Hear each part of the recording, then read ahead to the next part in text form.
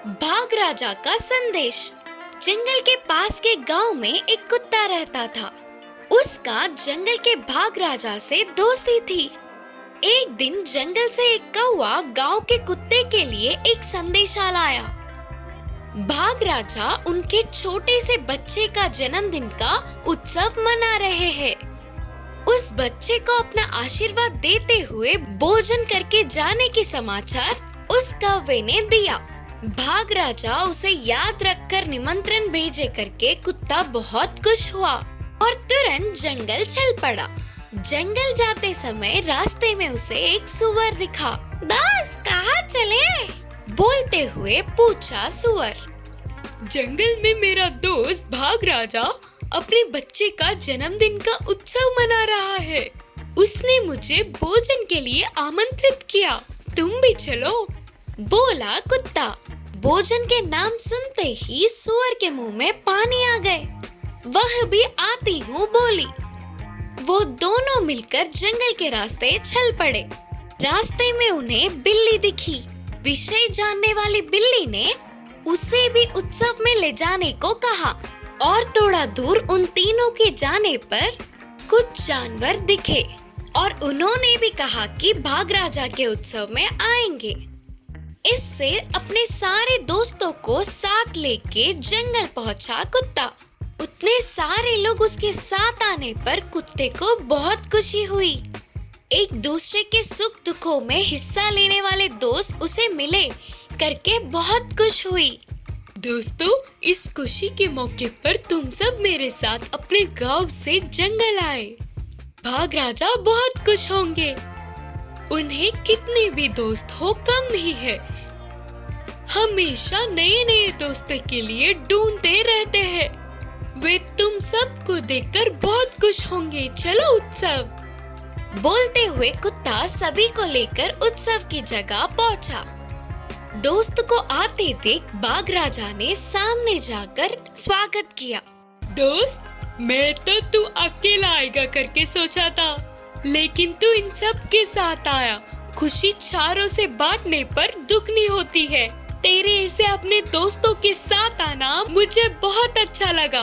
कुत्ते और उसके दोस्तों को मेहमान नवाजी किया।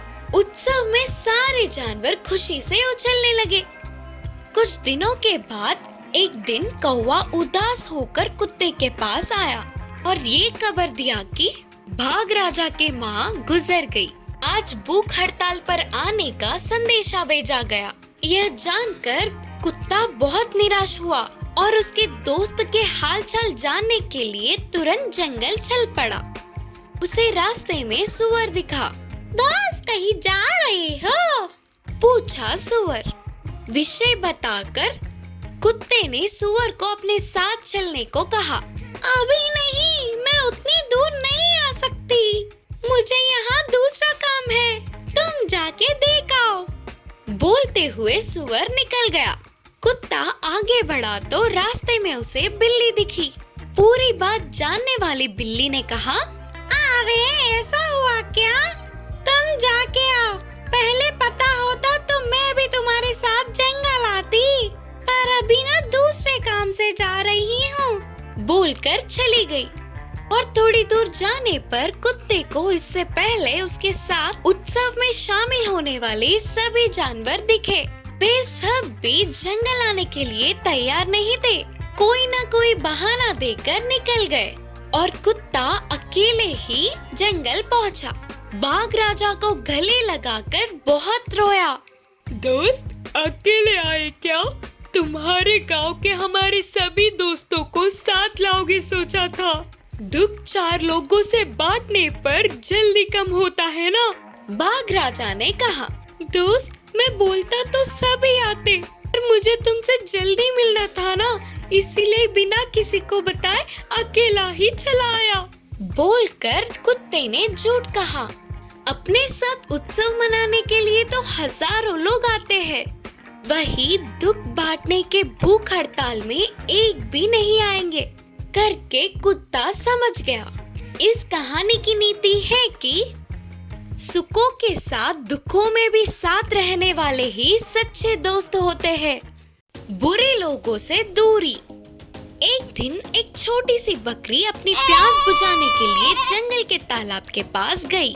उस जंगल के जंगली जानवर भी प्यास बुझाने के लिए उसी तालाब के पास आते थे। छोटी बकरी डरते हुए जल्दी जल्दी पानी पीने लगी। उस बकरी से पहले ही उस तालाब पर पहुंचने वाली लोमड़ी पानी पी रही थी। परेशान बकरी ने लोमड़ी पर ध्यान नहीं दिया। अकेली बकरी को देखते ही लोमड़ी ने जोर से कहा, "ए, रुक रे! मेरे पीने का पानी खराब क्यों कर रहा है?" बोलकर चिल्लाई। लोमड़ी को देखते ही बकरी डर गई, फिर भी थोड़ी सी साहस दिखाते हुए बोली, लोमड़ी मामू, तुम मुझसे आगे हो। पानी तुम्हारी तरफ से ही इस तरफ बह रहे हैं। ऐसे तो तुम्हारी पानी मैं कैसे खराब कर रही हूँ? मासूम होकर बोली बकरी। ये बातें तो सच थे, लेकिन इन्हें मानने के लिए लोमड़ी तैयार नहीं थी। लोमड़ी ने कहा, मुझसे विवाद कर रही हो? इतनी हिम्मत? अच्छा तो वो तू ही थी जिसने मुझसे 1 साल पहले लड़ाई की। बोलते हुए डराने लगी। तो बकरी ने कहा, नहीं लोमड़ी मामू, तब तक तो मैं पैदा भी नहीं हुई। मैं तो बस 6 महीने की हूँ। उसके बातों से लोमड़ी बहुत गुस्सा होकर बोली, अच्छा तो मुझसे लड़ने वाली तेरी माँ है ना? तब तो तू भी उसके पेट में ही थी ना? तुम्हारी माँ ने लड़ाई की मतलब तूने भी की, इसीलिए तुझे सजा मिलनी चाहिए। बोलते हुए अचानक उस छोटी सी बकरी पर कूद पड़ी। उससे बचने के लिए बकरी तेजी से भागने लगी। बकरी के पीछे पड़ने वाली लोमड़ी को देखने वाली हाथी बीच में आकर अपनी सूंड से एक मारने पर वह लोमड़ी दूर गिरकर उधर से भाग गई। फिर छोटी सी बकरी बार बच गई करके सोचते हुए बकरियों के झुंड में शामिल हो गई। इस कहानी की शिक्षा है कि बुरे लोगों से दूर ही रहना चाहिए। बाघ और पंछी की कहानी। एक जंगल था। उस जंगल में एक गुफा था। उसमें एक बड़ा सा बाघ रहता था। वह बाघ भोजन के लिए कोई भी काम करने से पीछे नहीं हटता था। उसी गुफा के पास ही एक पीपल का पेड़ था। उस पेड़ पे एक पंछी रहती थी। यह बाघ और पंछी में उतनी मित्रता तो नहीं थी, मगर कभी कभी बात करते थे। एक दिन बाघ ने बकरी का शिकार करके मार दिया। उसका मांस खाते समय पतली सी हड्डी बाघ के गले में चुभ गई। कितने भी प्रयास करने पर भी वह हड्डी बाहर नहीं निकली। उसी दर्द में बाघ ऐसे ही गुफा तक गया। शाम का समय था। पंछी अपने भोजन लेकर वापस अपने घर लौटी और गुफा में बाघ का हाल चाल पूछने गई। बाघ को ऐसे दर्द में देखकर पंछी ने पूछा, क्या हुआ मित्र, क्यों इतने उदास हो? कुछ नहीं मित्र, बस एक पतली सी हड्डी मेरे गले में फंस गई। इससे बहुत दर्द हो रहा है। क्या तुम उसे तुम्हारी लंबी सी चोट से बाहर निकलकर मेरी थोड़ी मदद कर दोगी? बोलते हुए अनुरोध किया। पंछी बाघ को ऐसे दर्द में देख उदास हुई, पर बाघ तो जंगली जानवर है करके सोच में पड़ गई। यह देखने वाला बाघ, अरे मित्र, मैं तुम्हें कुछ नहीं करूँगा, डरो मत। हड्डी को निकालकर थोड़ी सी मदद कर दो। तुम्हारी मदद को मैं कभी नहीं भूलूंगा। बोलते हुए धीमे से पूछा। इससे पंछी दया करके उसकी लंबी सी चोंच को बाघ के गले में रखा और उस हड्डी को निकाल के फेंक दिया। और तब से बाघ और पंछी दोनों अच्छे मित्र बन गए। ऐसे थोड़े दिन बीत गए। फिर एक दिन बाघ शिकार को गया तो शाम तक उसे एक भी जानवर नहीं मिला। इससे निराश होकर किसी न किसी तरह गुफा तक पहुंच गया। अब ना कुछ कर पाते हुए गुफा से बाहर आकर बैठ गया। उसी वक्त पंछी भी घर पहुंची। ऐसे उदास बैठे हुए बाघ को देख पंछी ने पूछा, फिर से क्या हुआ मित्र, ऐसे क्यों हो तुम?